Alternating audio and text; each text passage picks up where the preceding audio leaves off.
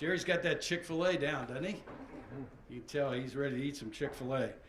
Thanks for being here, guys. Appreciate it. I've talked to some of you over the last, I guess, month, and look forward to personally meeting you. And anything we can do to help over the next 3 weeks, 4 weeks, whatever it is, please let us know. And we mean that seriously. We're not just saying that. We believe in Southern hospitality, and we want to make sure that you guys have what you need to do your jobs. We're all partners in this. We're all part of the family now. So anything we can do to help you, let us know. I want to start first, congratulate Gene Smith and Coach Day, the staff, the team, the Buckeye administration for a very successful season. To be in the CFP playoffs and finish number 4 in the country is a remarkable achievement. Also want to special mention to the 5 All-Americans on Ohio State. Great accomplishment they had this year. We're really excited about this. We've had to add 2,000 seats, standing room only. We will probably break the Super Bowl and our record in Mercedes-Benz Stadium. We got the tickets to Ohio State on Monday, and they sold out Wednesday, which may be a record for us of any of our 9 years being in the CFP. So congratulations there.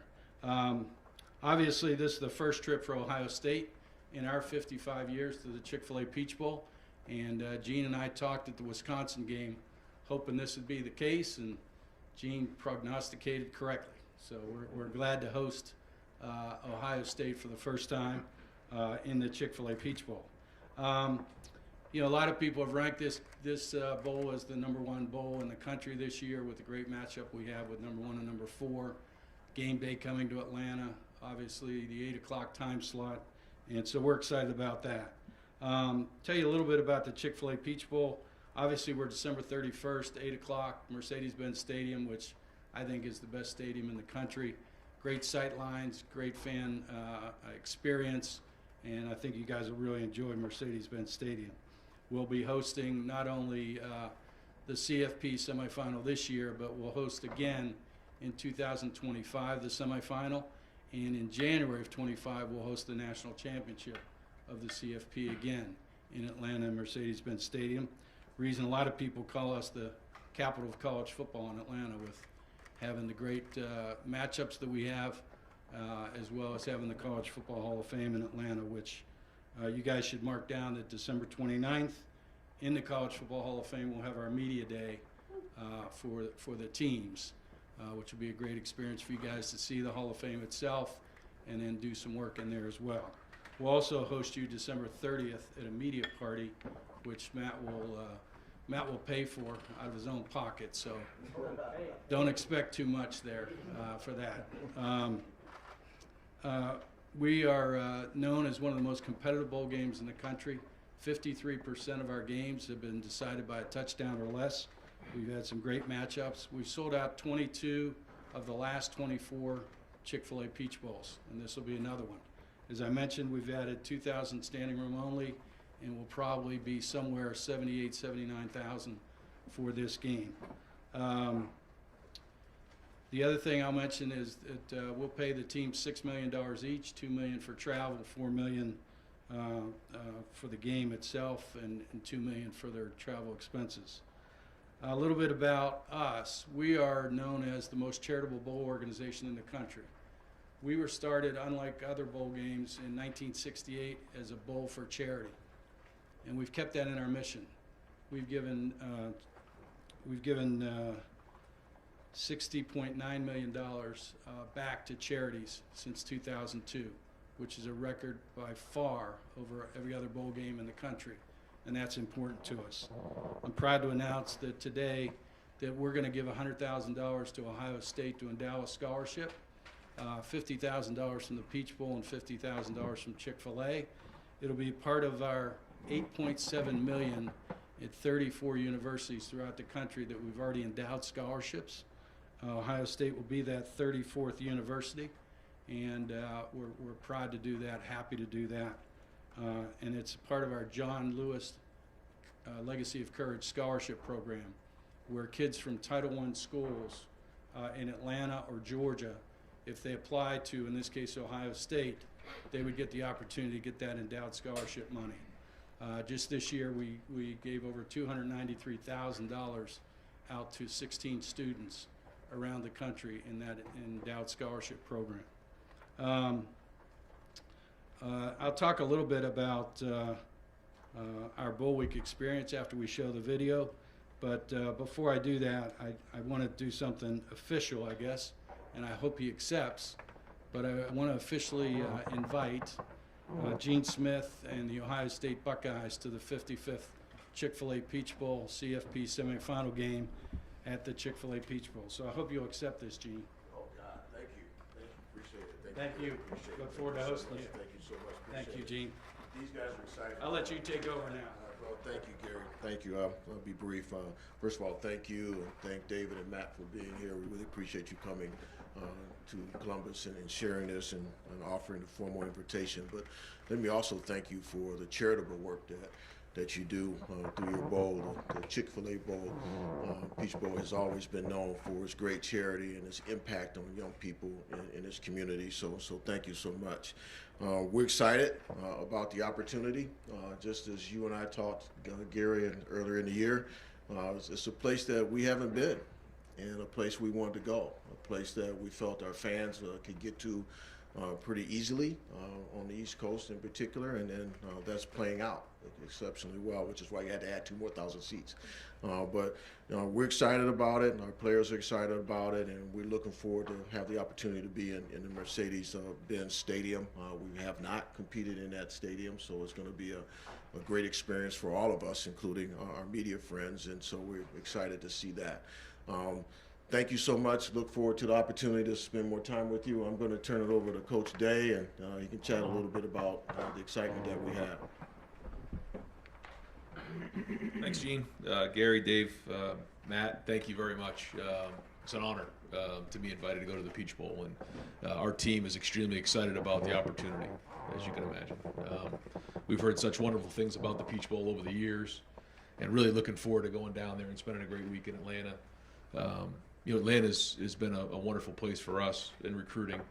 We have such great Buckeye fans in that area, and I know there's so much excitement for us to get down in there. And can't even imagine what the atmosphere is going to be like at 8 o'clock when the foot hits the ball against the Bulldogs. So again, our guys are working hard. I can promise you that. We're finishing up finals. We've already had really a couple good weeks of work, and then as we head into Christmas here and then make our trip down to Atlanta, our guys are going to be really excited to get down there and spend a week with everybody, and certainly with the events and everything that comes with it. So, would you say 55 years? First time Ohio State will be in the Peach Bowl. So, honored to be a part of this and looking forward to a great week. So, thank you. Thank you, Coach. We're going to. Go ahead, Gary. You want to do the video? Yeah, let's show the video.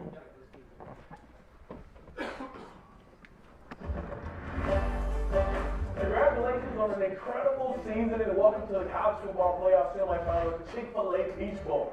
Above all else, the Chick-fil-A Peach Bowl is a reward for your semifinal appearance and a golden opportunity that has you one win away from playing for a national championship. Our bowl week is designed with you in mind. It's meant to create memorable experiences and give you a chance to live, laugh, and learn while in Atlanta. This year, the road to the national championship comes through the ATL, and you got a lot to look forward to. Your bowl week experience starts with a traditional Christmas meal at your team hotel. After dinner, you receive some incredible gifts and enjoy the holiday. At the Chick-fil-A Peach Bowl, we're all about competition.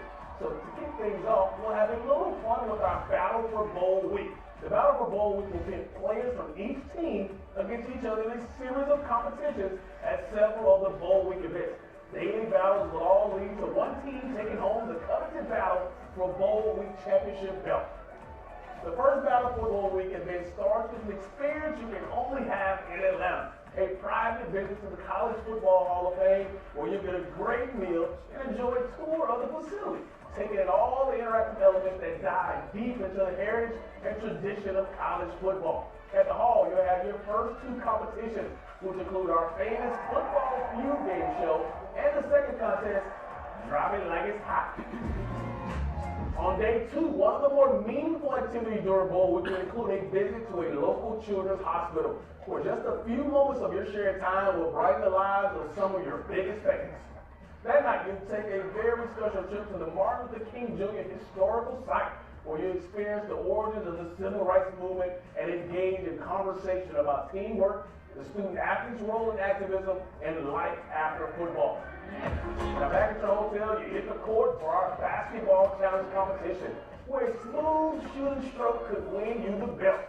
The final event of the week includes the last 2 competitions in the battle for Bowl Week. You'll take a trip to Andretti's indoor karting and games for a bowling competition and some full throttle go-karting where both teams will push it to the limit.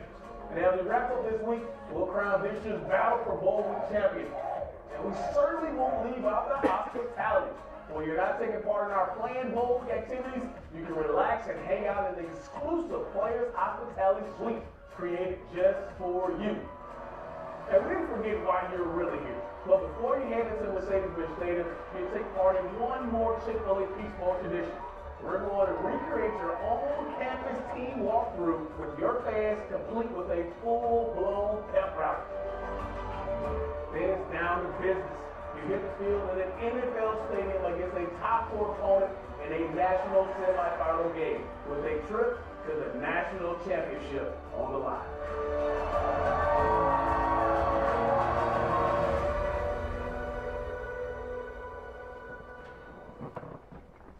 All right, so we got a great week planned for all the players, and we said this is a reward for the players. They're the ones that work their butts off in the winter, spring, and camp in the summer, and then play the season. So we've always made that our mantra to make sure this is a reward for the players. There's a couple things just to talk about the game and then about our Live, Laugh, and Learn theme. One is styles make fights, and to have the number 2 scoring offense and number 13 scoring defense play against the number 2 scoring defense and the number 11 scoring offense makes for a great fight. This is going to be a true war and a battle and a lot of fireworks in New Year's Eve in Atlanta. The second thing I'd like to say is, you know, the interesting thing that's happened in the CFP, we've seen it. In 2017, we had Alabama open against Florida State in our Chick-fil-A kickoff game. Number 1 against number 3. Alabama wins the game, does not win the SEC, didn't win their conference, but got into the playoff because they played a tough non-conference schedule, and they won the national championship that year. Fast forward to 2021, and Georgia opens with Clemson, top 5 team in the country, beats Clemson, goes on, does not win the SEC, wins the national championship that year. So there's a path, there's a road that this has been done before, and Ohio State has that opportunity. So it's a great chance for Ohio State to get healthy, Ohio State to get the opportunity to play in a big-time game and a big-time win to go on to play in a bigger game in the national championship game. So just a little history there. Lastly, talking about our Bowl Week, you know, we talked about Live, Laugh, and Learn. It's important to us for the kids as a reward for the players to live. We want them to stay in a great hotel, get great gifts, eat great food like Chick-fil-A, and then we want them to laugh. So our battle for Bowl Week, you know, all kids want to do during the week is compete. It doesn't matter what it is, they want to compete against each other, and we put them against the other team. So we have our battle for Bowl Week, and every night we'll give that belt out, and then when you have to give it back the next day, and then we have another competition, you win the belt again, and then at the end of the week we give the belt to whoever cumulative is the winner. And the last thing I guess I want to talk about is learn. You know, we're in college education here, and so we want these kids to learn how to give back during that time of the year, which is tough for kids in children's health care. We've recently donated $20 million to Children's Healthcare of Atlanta to find cures and trials to eradicate childhood cancer. We have 7 trials now with 12 kids in those trials, hopefully finding a cure or something that will give a kid another day, another year, or hopefully the rest of his life to live. And we're using football to make all these things happen. So we want the kids, I call them kids, the student athletes, to understand that. And so we'll take them into Children's Healthcare where Those kids over Christmas, they didn't get out of the hospital, and they're never going to get out of the hospital. So for the coaches and for the student athletes to give back during that time to the families, to the kids, is awfully important. It's a great learning experience to give back during the holidays, obviously. And then lastly, we do something that you're not supposed to do in bowl games. You're not supposed to put both teams together. What we do is take both teams together, seat them next to each other in the pews of Ebenezer Baptist Church, where Dr. King was the pastor and actually spoke from the pulpit. And his mother was shot and killed in Ebenezer Baptist Church. And we put both teams together, and we're blessed that we're going to have Ambassador Andy Young, who was one of the top 8 people with Dr. King during the Civil Rights Movement, and Bill Curry, who played for Vince Lombardi, played for Don Shula, and has a book out. If you're a book reader, it's a great read, 10 Men in the Huddle. And it talks about how a kid from Compton, a black kid from LA, and a white kid from the hills of North Carolina, and a Jew, and a Christian, and a Catholic, can all be in that huddle together. And none of that stuff matters. They're a team. It's about togetherness. It's about unity. It's about teamwork. And so we're going to have a history lesson, basically a living history lesson, because these kids weren't around when Dr. King and Andy Young went through some of the things they went through. And so it's an actual history lesson that they'll learn from Ambassador Young and Bill Curry talking about some subject matters, and then it'll basically be an interaction between the players as well. So that's part of our learn process. And then we'll kick off our game. So it'll be a great week. We welcome you all to Atlanta. And let me turn it over to Jerry again. Well, I tell you real quick, if anybody, we'll make Gary available after Coach Day is done for any one-on-ones that you guys want. But if anybody has any quick questions for Gary before we move on, we can take those now. Yes, sir. I just want to, Brendan Gulick with Sports Illustrated Media Group, Buckeyes Now. I just want to ask about the scholarship.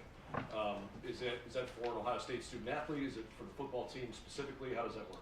Yeah, we'll endow the scholarship with the Ohio State University, and it will be for regular students that are from Atlanta, Title I. And Title I is kids that are underprivileged.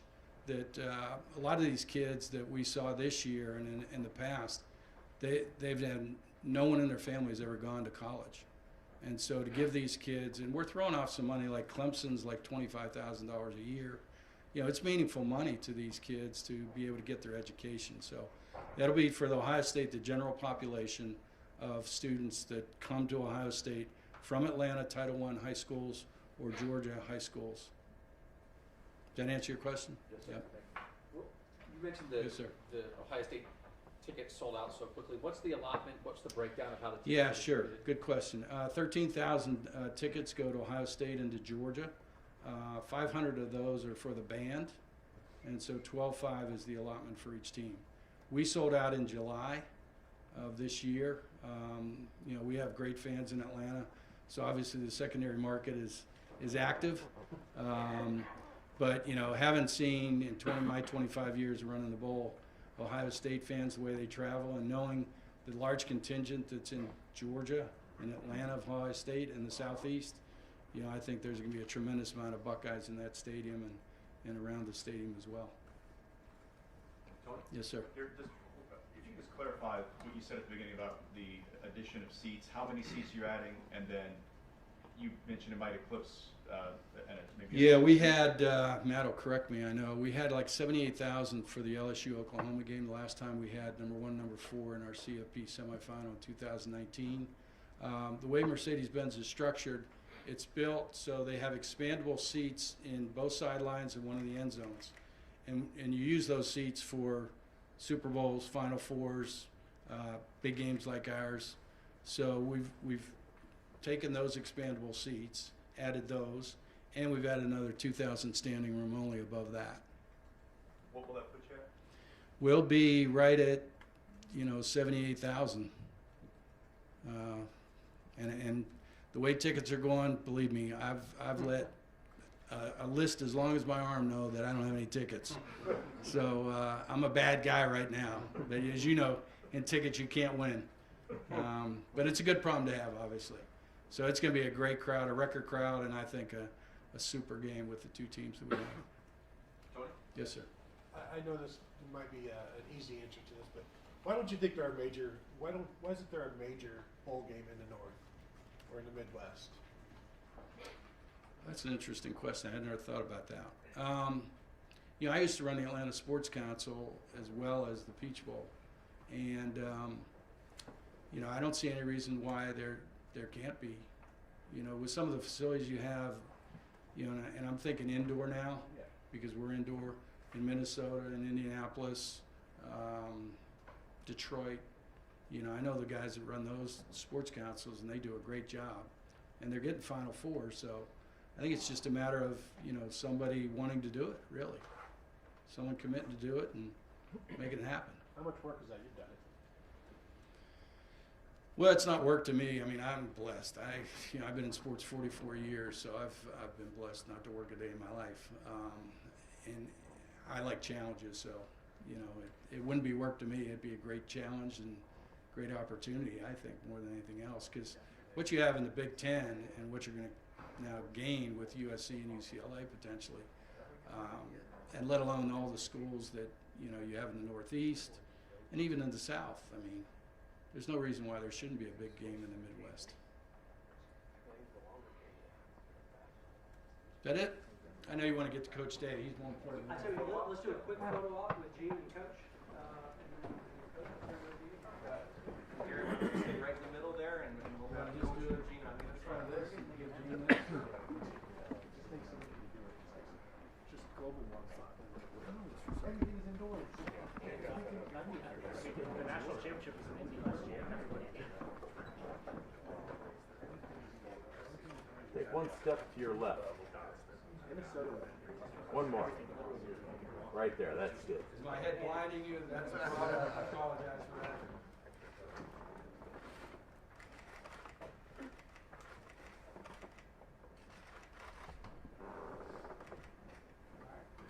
TVs, are you guys good? All right, if you got any stills, if stills can move to the middle. David, I guess that's you.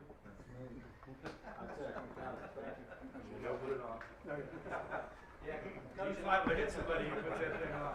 Oh, it's got a little thing in here. I can't really. That's your key. That's for your office. We're leaving that behind for you. Thank you very much. Great job.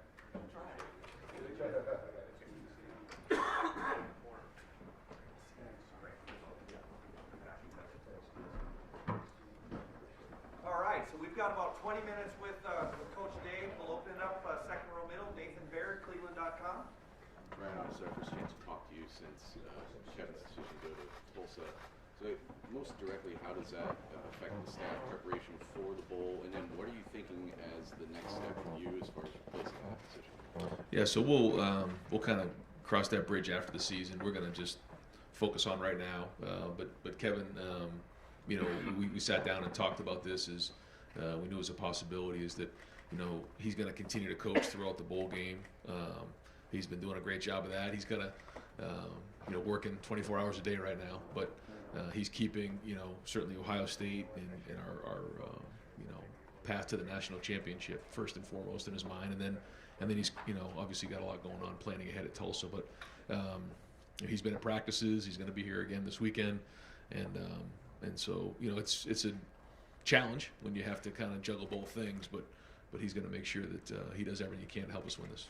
It's kind of widely out there that Keenan would be the guy that you're looking to replace that. I mean, what can you say about him and just how he fits into what you're doing now, I guess, heading into the bowl game? Yeah, we're not going to do anything formal till after the season, but I can say this, that you know, Keenan Bailey is just he's an excellent coach.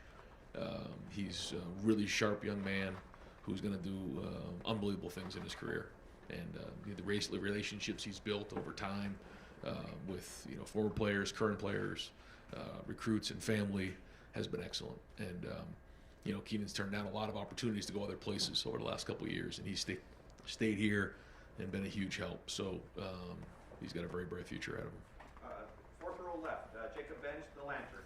Yeah, hey Ryan, we talked with you last week, and you mentioned how just with your team now in the CFP, it's like a second chance on the season, and just now with a week for it to set in and to be around the team, just how much more real has that realization become in your preparation to play Georgia? Yeah, inside of 3 weeks now. We talked about it going into that final weekend, and then coming out of it, just a refocus. And I think our practices have been spirited so far. I think the guys have really had good urgency about them.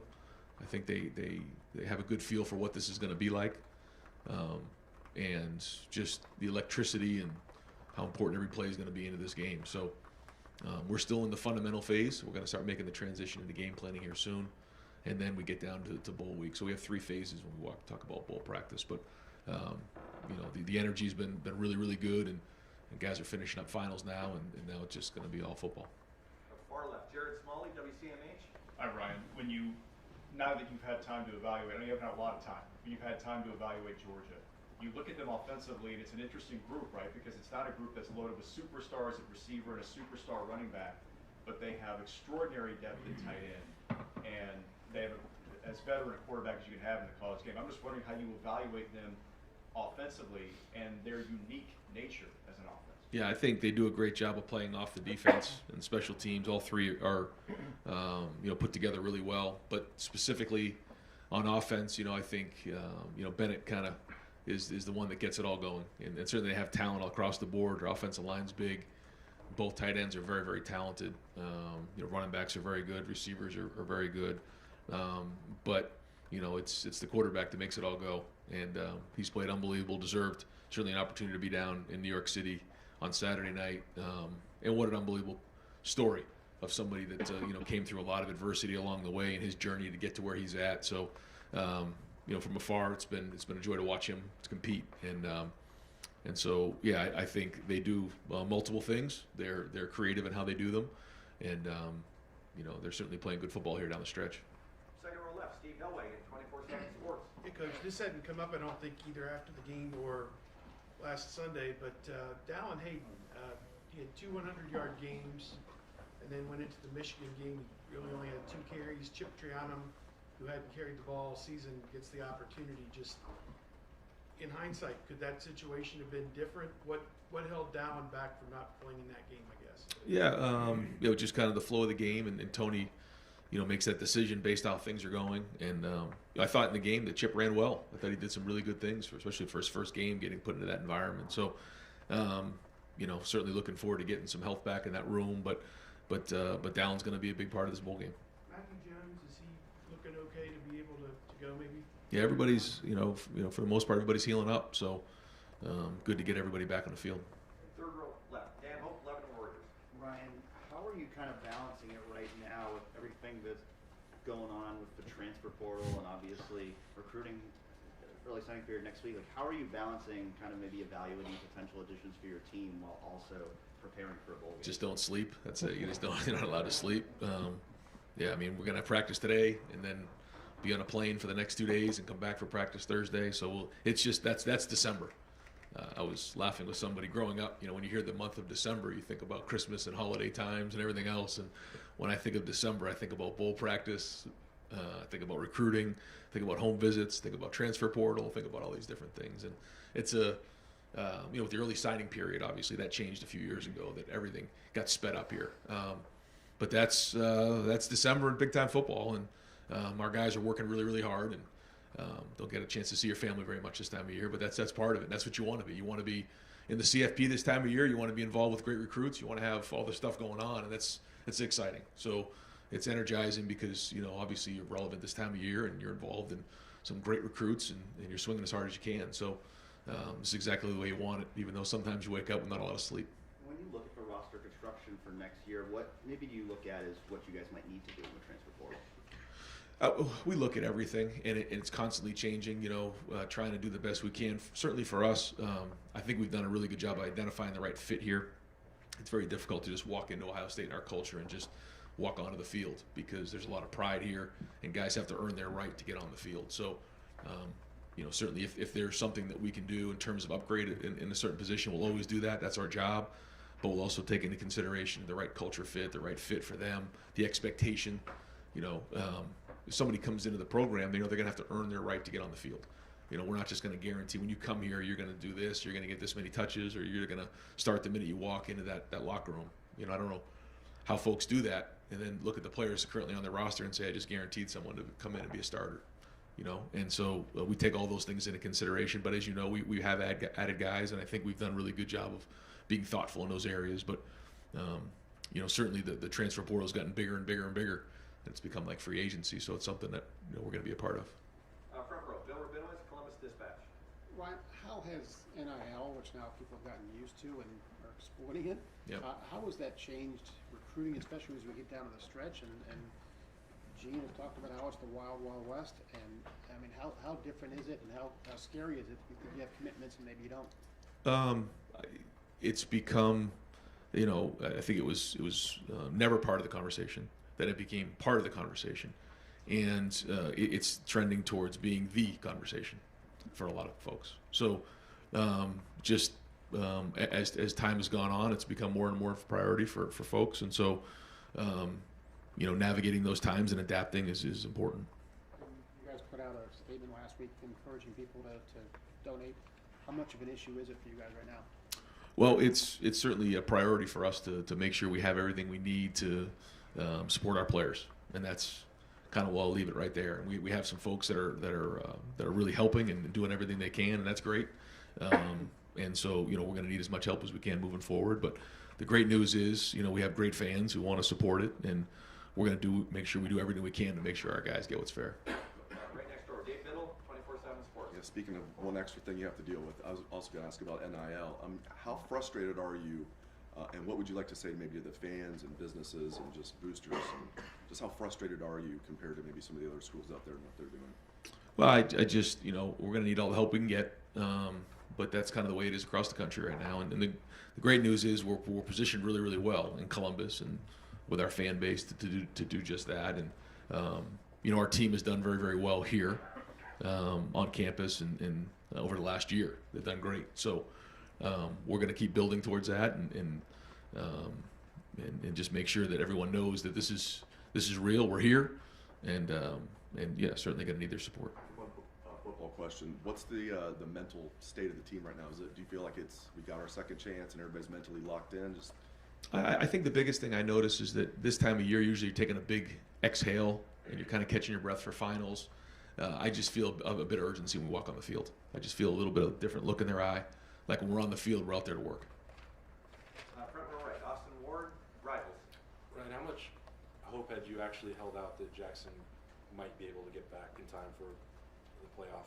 I know it was trending this way for a while, but it was frustrating for him mostly.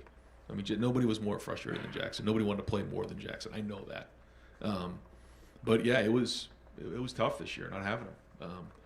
We had a lot of the offense kind of designed around him, and then had to adapt as time went on, and hoped we'd get him back. But it never quite got to where he was comfortable playing, and then certainly got him reevaluated there the last month, and just got determined that he wasn't going to be able to make sense for him to go back on the field. Just too much risk there, and it was hard for him. I know it was really hard for Jackson this year to sit around and watch his teammates play and his body not allow him to play. And I think in a day and age where you're not going to go out there and give a lot of detail about what the injury is, and so many people questioning and asking for him, that wasn't easy for him either. And I think we knew that it wasn't going to be able to play this next month. It was kind of ruled out by the doctors, and so they made the decision. Just felt like it was time to kind of put it to bed so that he can get a little peace, because it was hard for him this season. Yeah. I know this sounds crazy because of how good he is, but is there any part that's beneficial to you? Like, okay, this is the final decision. He's not coming back. They have a month to prepare. But I know you played all season without him. Right. But is there any part of that that's, well, we can't even have, there's no thought in your mind that Jackson's part of it? Sure. Yeah. I mean, you just kind of move on from that, and you plan accordingly, which was what we've done all season. So, we were kind of moving forward without, and then if we did, it was going to be a bonus at some point during the season. But yeah, it definitely hurt not having him around for sure. Right next door, Tim Bay, Letterman Row. Yeah, just two quickies. Did you ever have any interaction with Mike Leach? Did you ever meet him, etc.? And number two, you just outlined your schedule for the next, and not that necessarily a schedule contributed to what he went through at the end there, but the workload you guys all carry. But number one, that that part about Mike. Had you ever met him? What are your thoughts on him? Yes, I met Coach Leach a couple times, and certainly have a tremendous amount of respect, and certainly want to really send prayers and thoughts out to his family and to all those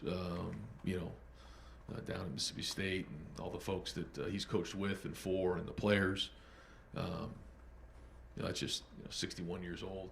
It's just it really makes you take a deep breath, like you said, and think about life in general, because life can move fast, and there's certainly a lot comes with this profession. But to lose him that young, it's a tragedy. And the one thing I guess I didn't know him as well as others is it looked like he enjoyed his time.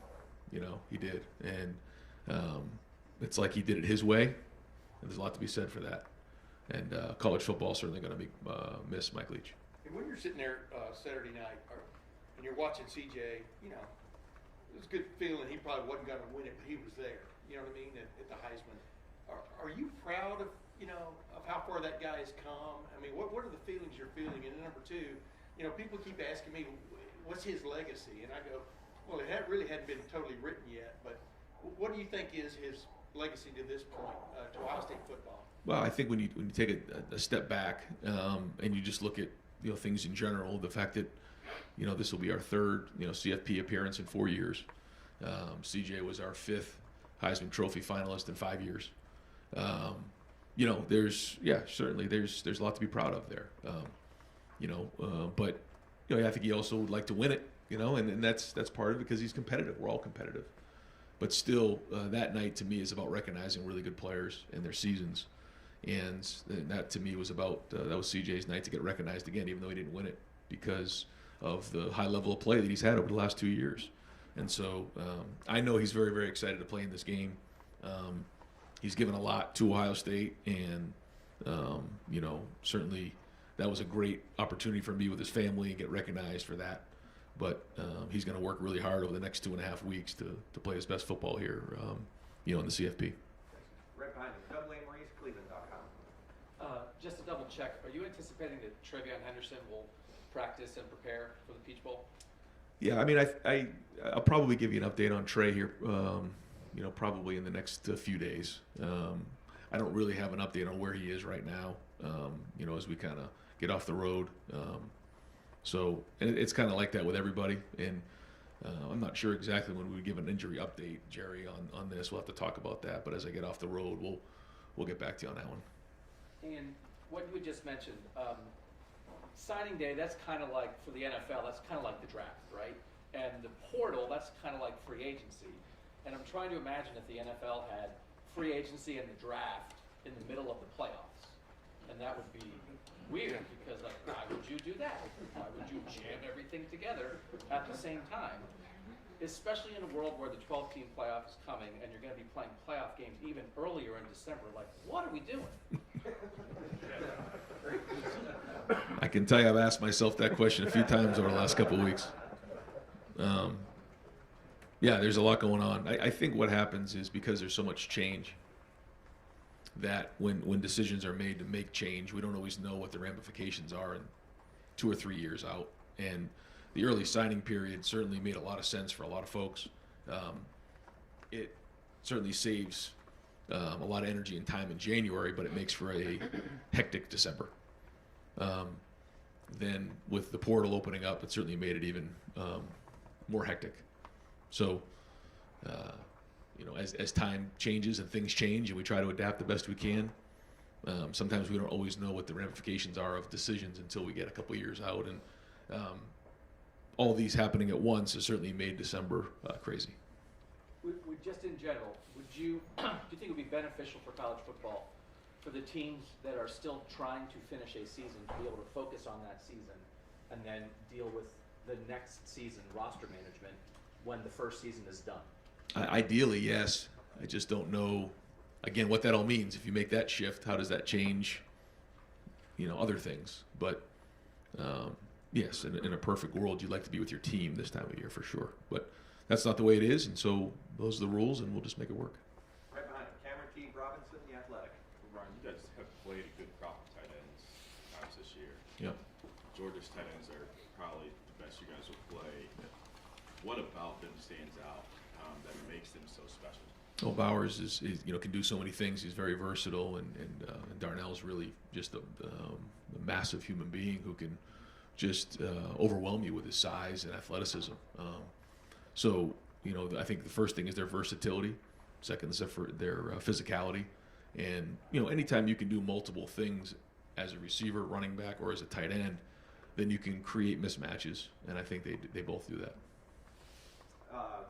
Second row right, Bill Landis, Rivals. Right, with a follow up on Dallin, because when we ask you about him, you talk a lot about ball security. Is that something that is an issue in practice when we don't get to see it? Because it hasn't really come up in games, so I'm just kind of wondering how that might impact things. It just seems odd that he had played so well and then wasn't part of the plan on a day where you were missing one of your top guys and the other guy couldn't finish the game. Yeah, no, the ball security is just something we talk about all the time as running backs. It's just the number one thing is when you hand the ball off, they got to do a great job of that. So no, that didn't play into the decision at all.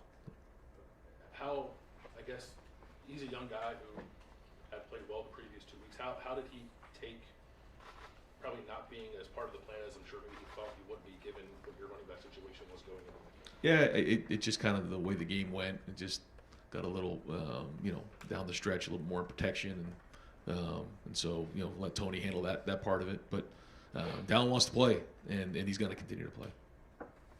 Right behind him, Tony Gerben, Buckeye Huddle. Ryan, we've heard rumors around the country of this recruit getting this much, that recruit getting that much. You were just talking about how it's become the conversation. What does the NCAA do? Like, where is the NCAA in all of this?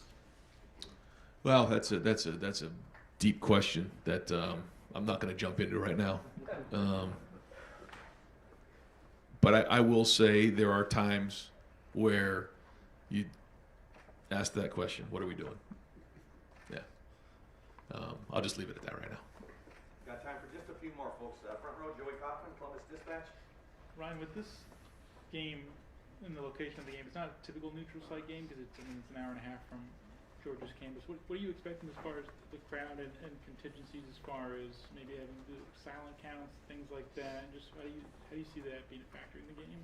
Well, just it's going to be an electric atmosphere, and we'll be ready for anything. And that it's a great venue for a game, and certainly I know it's going to be loud there. So I know Ohio State's going to travel very, very well, but we'll also be ready for a loud environment and just make sure we have all the tools ready if we need them. Yeah. Second row left, Stephen Means, Cleveland.com. This doesn't come off accusatory, so I just have to go for it. Whether it was Jackson, how he came back, immediately got hurt, and he's right back out, and you're kind of waiting on that. And Travion and Maya, it felt like every other week it was kind of musical chairs of which one was available, and even Travion came out and kind of revealed a little bit what his injury was. Has there been any discussion on injuries happen, but in evaluating how they were handled in terms of whether players should be able to be available for games or not on a week-by-week basis, when it feels like a guy like Trey, who was playing 1 week and then a week later he's back in the boot, and vice versa. Yeah, I mean that's why we have our professionals, and that's why we have doctors, and it's above my pay grade. So I kind of stay out of those conversations, and and there's different things that in the game of football you can be hurt and bruised and bumped, and you work through it. There's other just injuries that you physically can't work through, and so that's part of football, and that's the frustrating part of football. But I certainly let all those decisions go to the doctors, and I stick to coaching football. Fourth row middle, Andy Anders, Buckeye Sports Bulletin. Yes, Georgia has one of the best defenders in the country, defensive tackle Jaden Carter. As a play caller, when you're scheming this up, obviously without giving too much of the game plan away, how do you to what extent does it impact your play calling to face a defensive tackle with that sort of presence? Well, he's very explosive, very disruptive. He's in the backfield a lot, so you got to know exactly where he is all the time. Plays really, really hard, plays with good leverage. Like you said, one of the best tackles in the country, one of the best football players in the country. And you can see it. He's very, very productive. So it'll be a big challenge for our guys up front, and we'll have to know exactly where he is.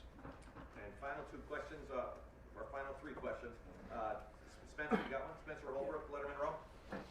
Yeah, Ryan, kind of going off of that. When you're trying to get Matthew Jones healthy and you've got experience with Luke, your tackles are as solid as anybody in the country, but how important is it going to be for you guys to make sure that guard center guard is as on their A game as possible in this game against the front like Georgia? Yeah, I mean, certainly you have to drill it, you have to work it all month, you have to talk about it, you have to give them a plan, and that'll be a big part of the game for sure. Is winning the game up front like it always is, but certainly in the interior it's going to be even more amplified. Clay Hall, WSYX. Coach, you said a few months ago, let's cut to the chase here on NIL, it would take $13 million to maintain the roster. Where is the Ohio State kitty right now? How far or how close to that figure? Right, and I think that's the thing that we're working towards, but it's here. It's not, and like you said about the NCAA, right now it's not going anywhere. So, embracing it, moving forward, and having all those things working towards exactly that is where we all have to be and where we're going. And so, I don't know exactly where we're at with all that right now, but that's the goal. I mean, that has to be it. And we're all in. And again, we got to do everything we can to fight for our players to make sure they have what they need, and we got to be on the forefront of that. So, that's important. And our players need to know that we're fighting for them. We are, and the same thing with recruits. And final question, Jeremy Birmingham, Rivals. Ryan, with all of these fundamental changes happening around the game and priorities changing for recruits and their families and transfer portal and all tampering and everything else that's going on, at what point do you have to consider if you need to make fundamental wholesale changes to your approach, whether in the transfer portal or on the recruiting trail? When do you, how tough is it to sort of balance what you think is right versus what you see happening? I think you figure out, okay, first off, is it an upgrade, on the field, and then there's the culture part of it. And so you just, you kind of look at your roster and figure out what needs to be done. If you feel like you're healthy in one spot, whether with talent, with culture, then you don't need to make a change just to make a change. But if there's a hole in a certain area, you got to get it fixed. And how do you do that? Do you get it fixed through high school recruits, or you get it fixed through the portal? And so those are really the two things you try to identify. Do you have enough talent there physically, and then where's the culture and where's the fit? Because somebody who fits at Ohio State maybe doesn't fit somewhere else, and vice versa. I think it's very, very important to understand what it means to be a Buckeye, and then just the culture of the team. Understanding what's important here and how we do things. So I think you look at those two things, and if it needs to change, then you change it. Constantly identifying it and trying to get it better. But do you feel that there is a line in the sand at some point where you have to say, as a program, okay, we've tried to do it the right way, and now to keep up, this has to happen? In terms of what? Like just changing the overall philosophy as far as the transfer portal. You've been very, very reluctant to dive into it unless it was a clear upgrade. And now you see players willing to move in and out of rosters just for NIL opportunities or tampering that happened with former coaches they used to know or whatever. I mean, is there a moment where you sit down and say, maybe we need to rethink it? I mean, we rethink it all the time. If we had 10 to 12 to 15 guys entering the portal and we had to replace those guys, then certainly we would consider that. But when we're signing 20 high school players every year and we don't have a lot of guys leaving the program, there's not a lot of room for that. But we're certainly looking at everybody and having guys on visits and things like that. So we're always looking at it to see if it makes sense. But to say we're just going to go recruit 15 transfer guys and bring them in just to say we're bringing in 15 transfer guys, no, we're not going to do that. But every year, maybe you take one, maybe you take 5, maybe you take 10. I don't know. We'll have to continually figure that out on a year-to-year basis. But to sit here and say I just think we're going to go out and start recruiting a bunch of guys in the portal philosophically, it'd have to make sense for the roster, which I'm not against. It's just only if we think it's an upgrade and the right fit. Coach, thank you very much. Thanks, guys. Thank you.